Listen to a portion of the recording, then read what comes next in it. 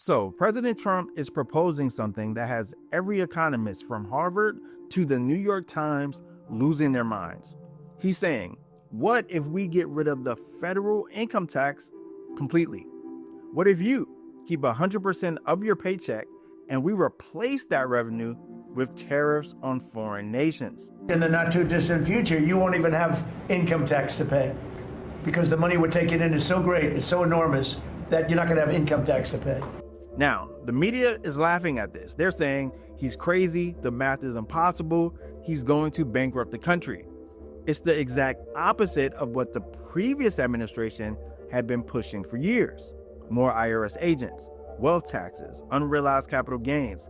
Trump is going the other way. But here's the question nobody is answering with actual numbers. Is it actually impossible? Who does it hurt? Who does it benefit? Does it help the guy making $60,000 a year, or does it help Elon Musk? So as a tax strategist at keepmost.com, I'm going to talk about that today.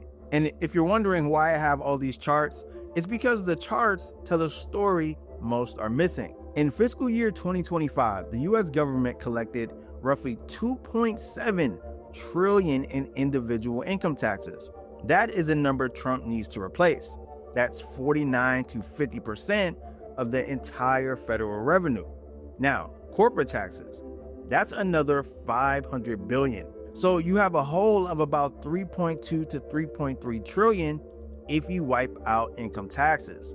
Now, look at the tariffs.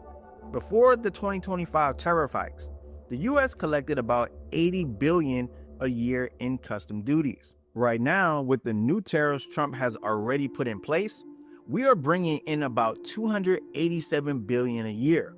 So let's do the math. You need 3.2 trillion. You have 287 billion.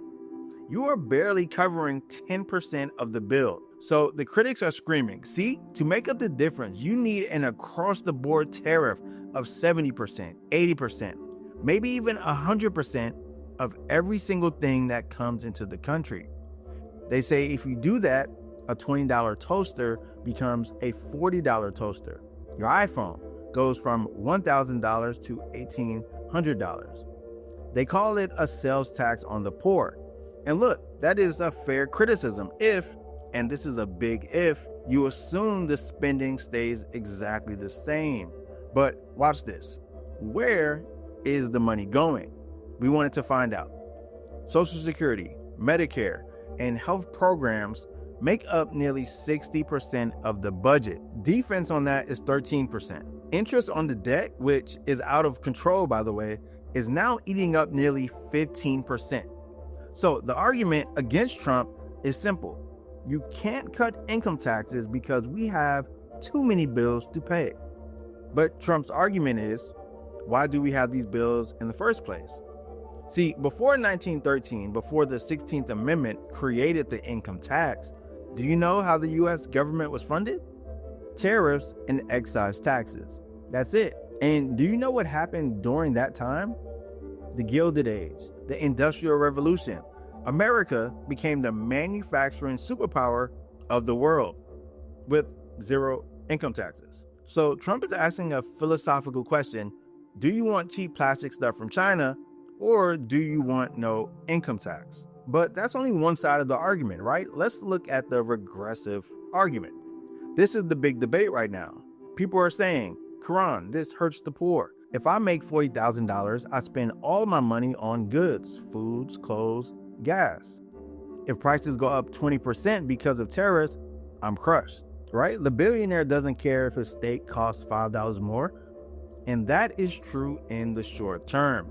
But let me show you this chart. I'll put it on the screen. This is the one that scares the establishment. Since 2021, when China entered the WTO, look at what happens to the American middle class.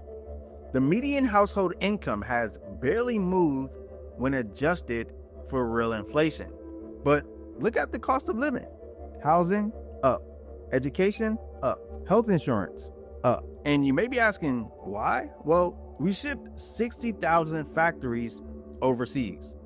So we're trading high-paying manufacturing jobs for cheap t-shirts at Walmart. So the benefit the current system gives the poor is cheaper consumer goods. But the cost is that they can't get a job that pays enough to buy a house. So Trump's bet is this: if you put 20% or 50% tariff on foreign goods, yes, prices go up for a year or two. But companies like Apple, Ford, GM, GE, they say, I can't afford to make this in China anymore. I have to build that factory in Ohio. When the factory moves to Ohio, demand for labor goes up. Wages go up. So, would you rather pay $5 for a t-shirt and make $15 an hour, or pay $8 for a t-shirt but make $35 an hour because the factory is right down the street? And that is a trade-off most people are not discussing. So if he was to pull this off, let's talk about how. Because $3 trillion is a lot of money. If he eliminates income tax, here is the only way the math works. He can't just raise tariffs. He has to do three things simultaneously.